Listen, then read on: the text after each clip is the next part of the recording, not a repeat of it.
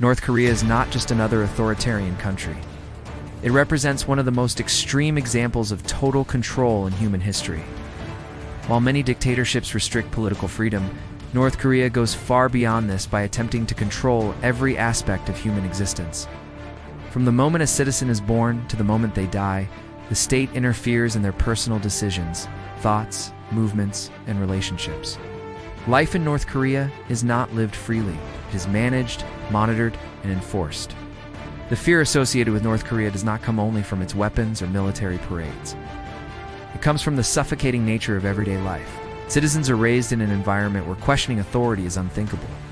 Curiosity is dangerous, and silence is a survival skill. The government's reach extends into homes, schools, workplaces, and even into the private thoughts of individuals. This level of control makes North Korea one of the most terrifying regimes the modern world has ever known. At the center of this system is Kim Jong Un, the supreme leader of North Korea. He is not merely a political figure, but the ultimate authority in every domain of national life. His power is inherited, not earned through elections or public consent. This makes North Korea fundamentally different from most modern states. It functions as a hereditary dictatorship. Kim Jong Un inherited power from his father Kim Jong Il, who in turn inherited it from Kim Il-sung, the country's founder. This uninterrupted lineage has ruled North Korea for more than 75 years. Unlike communist states that claim collective leadership, North Korea is effectively ruled by one family, making it closer to a monarchy than a socialist republic. The official name of the country, the Democratic People's Republic of Korea, is deeply misleading. Democracy implies choice, representation, and accountability, none of which exists in North Korea. The name itself is part of a broader strategy of deception, both for foreign audiences and domestic citizens. By calling itself democratic, the regime attempts to legitimize its absolute authority. One of the most horrifying mechanisms used to maintain control is the principle known as guilt by association. Under this system, a crime committed by one person does not affect only the individual. Instead, the punishment is extended to their entire family, sometimes up to 3 generations. This means parents, children, and even grandchildren can be imprisoned or executed for a single perceived act of disloyalty. The purpose of this policy is psychological domination. When punishment extends beyond the individual, fear becomes collective. People are no longer afraid only for themselves.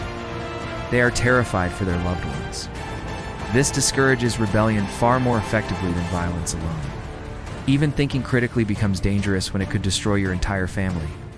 The life story of Shin Dong-hyuk offers a chilling example of how this system operates. Shin was born inside a political prison camp, not because of anything he did, but because the government believed his family's bloodline was tainted. His existence itself was considered a crime against the state. Shin never experienced freedom as a child. He did not know what school, friendship, or parental love meant. Hunger was constant, and survival depended on eating whatever he could find, including insects, grass, and rats. His childhood was shaped by brutality, punishment, and fear rather than care or education. The prison camp where Shin grew up operated on rules designed to eliminate hope. Escape attempts were met with immediate execution. Even knowing about an escape plan without reporting it was punishable by death. This ensured that prisoners policed each other, reinforcing the regime's control without requiring constant direct oversight. At the age of 13, Shin overheard his mother and brother discussing an escape plan.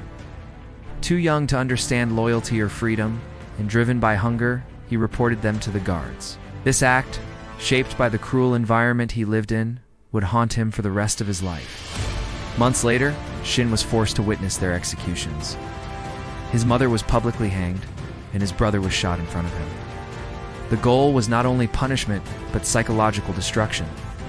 By forcing family members to witness such acts, the regime ensures trauma, obedience, and silence. Shin himself was tortured for months afterward.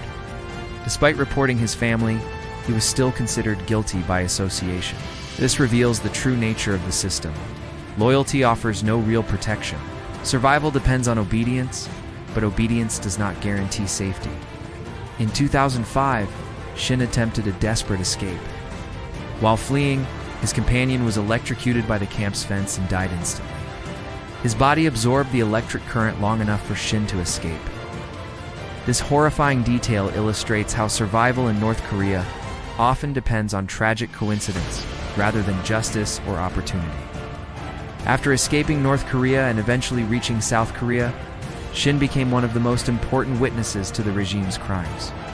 His testimony reached the United Nations, exposing human rights violations on a scale rarely seen in the modern era. North Korea's geography further reflects its isolation. At night, satellite images show South Korea and China brightly lit, while North Korea remains almost completely dark. This darkness is not symbolic, it represents chronic power shortages, economic failure, and technological stagnation. Electricity in North Korea is unreliable and scarce.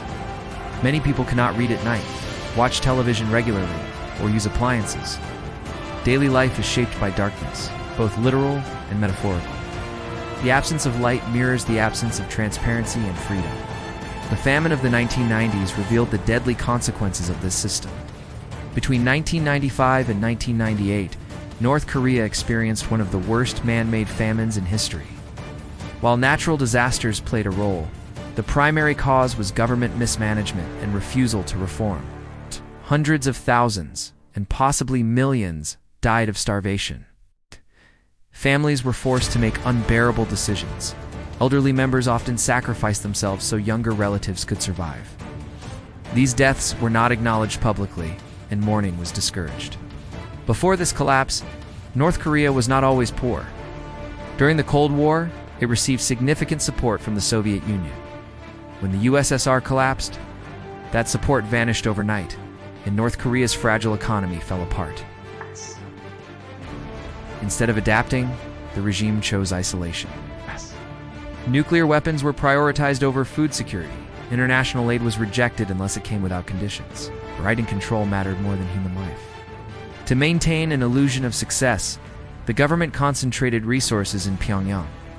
The capital became a carefully curated showcase, while rural areas were left to decay. Starving citizens were removed from sight to preserve appearances.